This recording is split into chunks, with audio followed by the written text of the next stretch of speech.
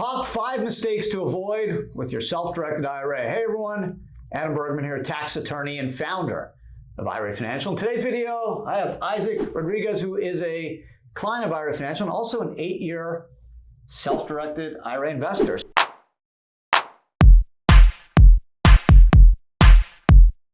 I'm going to get right to it. I'm going to start, and I'm going to go with the number one mistake to avoid with your self-directed IRA is picking the right structure. So everyone really just jumps into the self-directed IRA as a way to start their venture in the alternative asset retirement space, but there's also another option. It's called the solo 401k.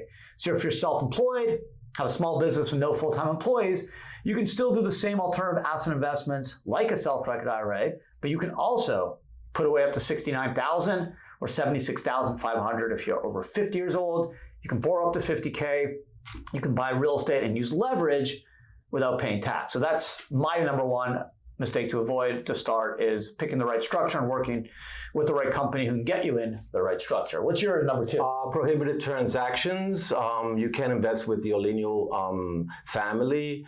You can't commingle funds with your spouse or a family member. And the same thing is, you can't have an asset like real estate and live in it, or have your spouse or family member live in the IRA asset. Right, so it's like, simple. Such as real estate. Right, it's easy to avoid, because just don't do any transaction with a disqualified person, which is you, your lineal descendants, parents, children, spouse, daughter-in-law, son-in-law, or any entities controlled by such person. So I agree, that's a super easy one. My third mistake is beware of UBIT, unrelated business income tax, which is a little tax unknown, only gets triggered in 3 instances. Use a loan to buy real estate in an IRA, use a loan to buy stocks or any other asset, or invest in an active trader business through a pass-through entity like an LLC. Otherwise, if you generate capital gains, interest, dividends, royalties, rental income, you should not have any UBIT. So just something to avoid.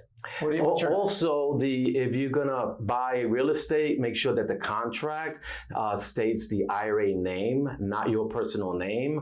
Otherwise, it can be time-consuming to make all those changes again. So that's something that you have to be aware of if you buy real estate, that it's under the IRA name. Right. So I guess your number 4 is just housekeeping. Make sure if you're using an IRA is on the title. If you're using an IRA LLC is on the title. Don't pay for any IRA expenses personally.